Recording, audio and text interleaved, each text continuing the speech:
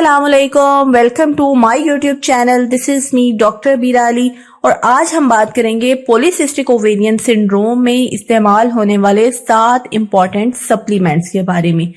ये सप्लीमेंट्स ना सिर्फ ये कि आपकी पॉलीसिस्टिक ओवेरियन सिंड्रोम की अलामात को बेहतर बनाते हैं बल्कि आपकी ओवरऑल हेल्थ को भी बेहतर बनाते हैं।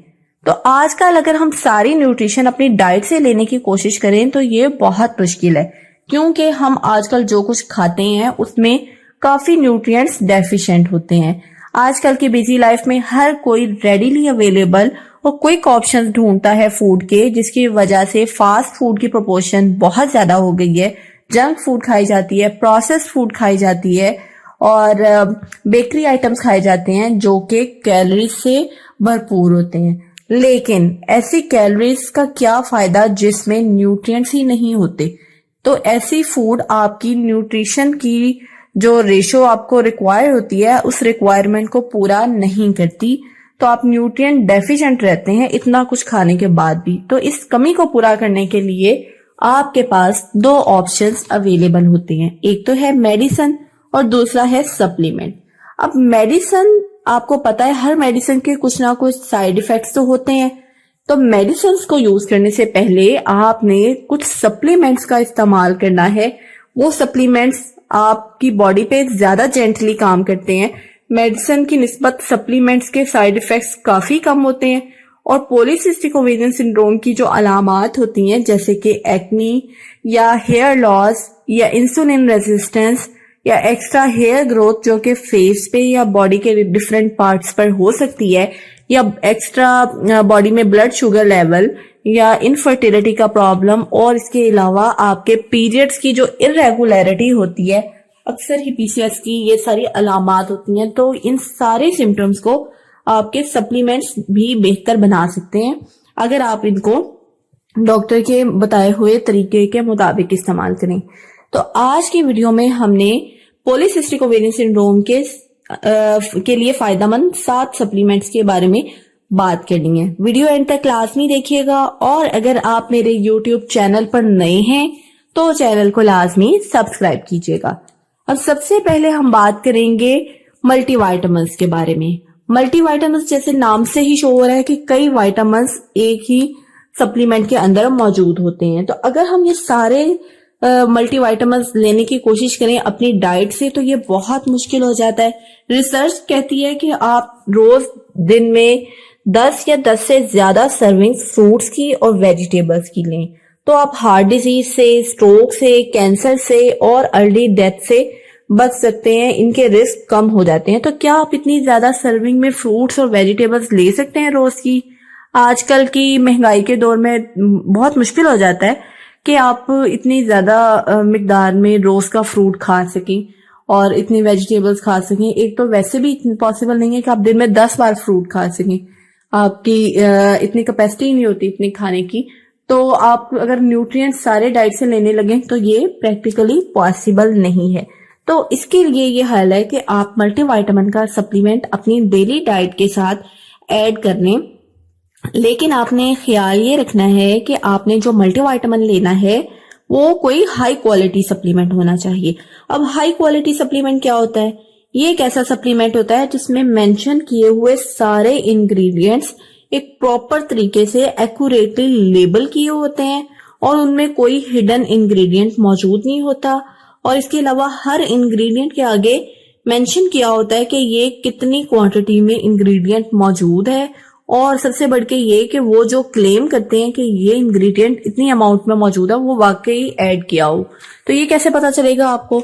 एक तो ये कि आपने किसी अच्छे ब्रांड का मल्टीविटामिन लेना है और इसके अलावा आपने उसके ऊपर कोई सर्टिफिकेट चेक करना है कि ये सर्टिफाइड कंपनी है कोई, और इसमें कंपोनेंट्स ऐसे ही मौजूद होने चाहिए, इसी फॉर्म में मौजूद होने चाहिए जो कि फूड में मौजूद होते हैं। इसका फायदा ये होता है कि उनकी एब्जॉर्प्शन इजीली हो जाती है। रियल प्लांट्स और वेजिटेबल से हासिल किए गए जो विटामिन्स और मिनरल्स होते हैं वो बॉडी में बड़ी आसानी से ब्रेक डाउन होके एब्जॉर्ब हो जाते हैं। फॉर एग्जांपल अगर हम देखें फॉलिक एसिड को, तो फॉलिक एसिड की जगह पे अगर फोलेट का इस्तेमाल किया जाता है तो बॉडी आसानी से उसको एब्जॉर्ब कर सकती है।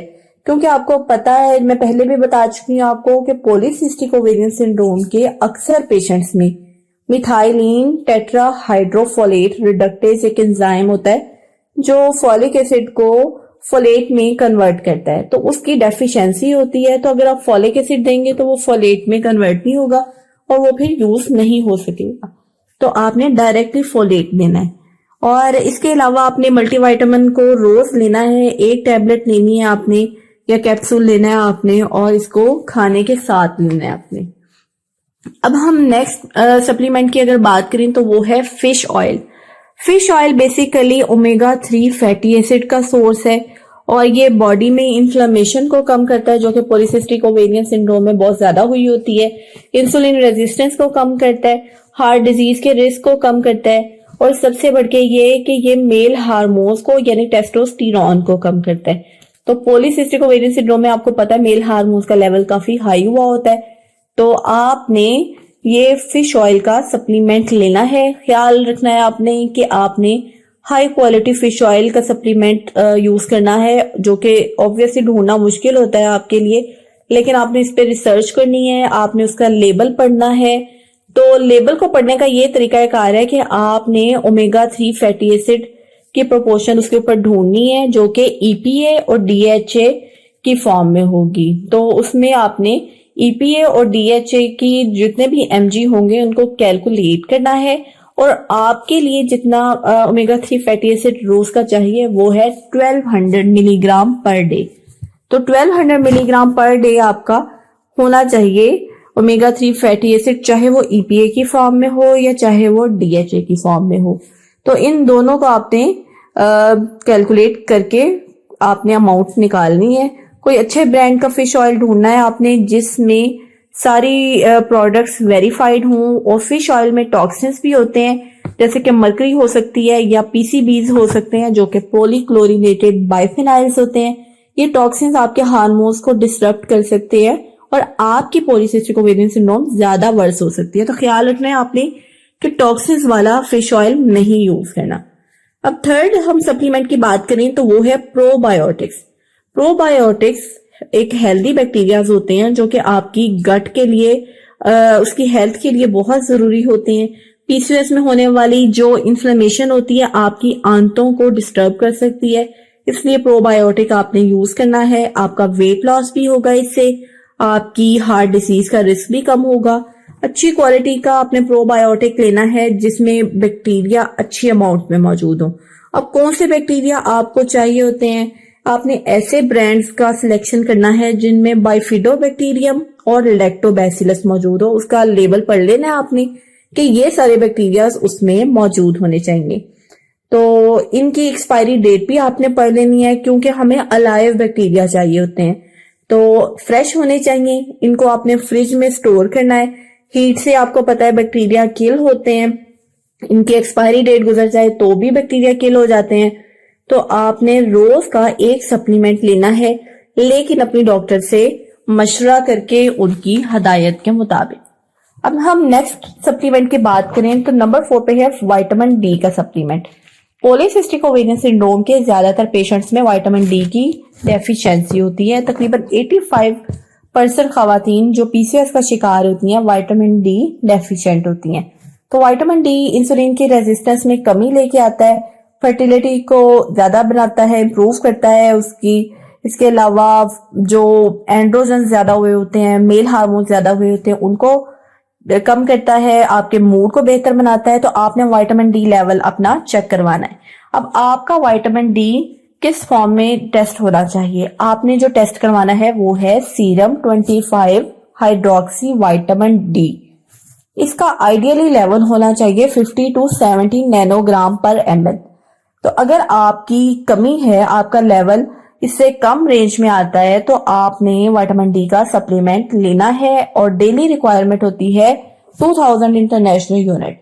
तो ये आपने टैबलेट फॉर्म में लेना है डॉक्टर की हदायत के मुताबिक। आपकी रिपोर्ट को चेक करके आपको आपके डॉक्टर रिकमेंड करेंगे।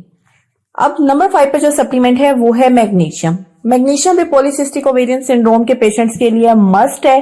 आपको 300 से 450 मिलीग्राम एक दिन में मैग्नीशियम चाहिए होता है, लेकिन मैग्नीशियम आपने केयरफुली यूज करना है, क्योंकि मैग्नीशियम के कुछ फॉर्म्स टॉक्सिक हो सकती हैं, लेक्सेटिव हो सकती हैं, आपको इससे लूज मोशन लग सकते हैं। तो आपने मैग्नीशियम ग्लाइसिनेट फॉर्म में यूज करना है। अब मैग्नीशियम विटामिन डी की मेटाबॉलिज्म में भी बड़ा हेल्प करता है, तो आपने मैग्नीशियम को विटामिन डी के साथ लेना है। नंबर 6 पर हम सप्लीमेंट की बात करें तो वो है जिंक। जिंक आपके हेल्दी इम्यून सिस्टम के लिए बहुत जरूरी होता है, और जिंक की डेफिशिएंसी अगर हो आप में तो इससे आपको कई डिजीजेस हो सकती हैं, आपकी इम्यूनिटी कम हो जाती है, ये आपके टेस्टोस्टेरोन लेवल को भी बूस्ट करता है। तो पॉलीसिस्टिक ओवेरियन सिंड्रोम में आपकी एक्नी को, आपके एक्स्ट्रा हेयर ग्रोथ को, हेयर लॉस को ये इम्प्रूव करता है। तो जिंक आपने रोज का लेना है। तकरीबन आपने 8 से आपने कॉपर के, ये है कि जिंक आपने किसी भी फॉर्म में आप यूज कर सकते हैं। ज्यादा जिंक लेंगे तो इससे आपको नुकसान भी हो सकता है, और वो ज्यादा अगर जिंक आपने ले लिया तो कॉपर की एब्जॉर्प्शन कम हो सकती है। तो जिंक और कॉपर आपने एक खास रेशो में ही लेने हैं। तो जिंक अगर आपने 8 से 15 मिलीग्राम लिया तो कॉपर सिर्फ 1 मिलीग्राम ही आपने लेना है। इसके ज्यादा लेने से नॉजिया, वॉमिटिंग, डायरिया और इसके अलावा आपके पेट में दर्द हो सकती है, सर दर्द के प्रॉब्लम भी हो सकते हैं। तो ये आपने इस बात का ख्याल रखना है कि जिंक एहतियात से यूज करना है डॉक्टर की हिदायत के मुताबिक। और नंबर 7 पर मोस्ट इंपॉर्टेंट सप्लीमेंट, और वो है आइनोसिटोल। आइनोसिटोल के बारे में एक अलहदा वीडियो में भी बात करूंगी आपसे। ये इंसुलिन रेजिस्टेंस को कम करता है, और इंसुलिन रेजिस्टेंस को कम करके ही ये आपके पॉलीसिस्टिक ओवेरियन सिंड्रोम के सारे सिम्टम्स को इम्प्रूव करता है। आपके पीरियड्स को भी रेगुलेट करता है, आपकी एग की क्वालिटी को इम्प्रूव करता है, आपके जीडीएम के चांसेस को बेहतर करता है, यानी प्रेगनेंसी में जो आपको डायबिटीज हो जाती है, और इसके अलावा आपके लिपिड्स को, यानी इनके कोलेस्ट्रॉल वगैरह को, उनको भी ठीक करता है, मेल हार्मोन को कम करता है। तो पॉलीसिस्टिक ओवेरियन सिंड्रोम में आइनोसिटोल के रोल के ऊपर काफी ज्यादा स्टडी की जा रही है। आपने कम से कम 3 से 6 माह के लिए आइनोसिटोल की रोज की एक सप्लीमेंट लेनी है। तो आई होप आज के वीडियो में आपको इन सिम्टम्स, इन सप्लीमेंट्स के बारे में बहुत इन्फॉर्मेशन मिली होगी। अपना बहुत सा ख्याल रखें और मुझे दुआ में याद रखें। अल्लाह हाफिज।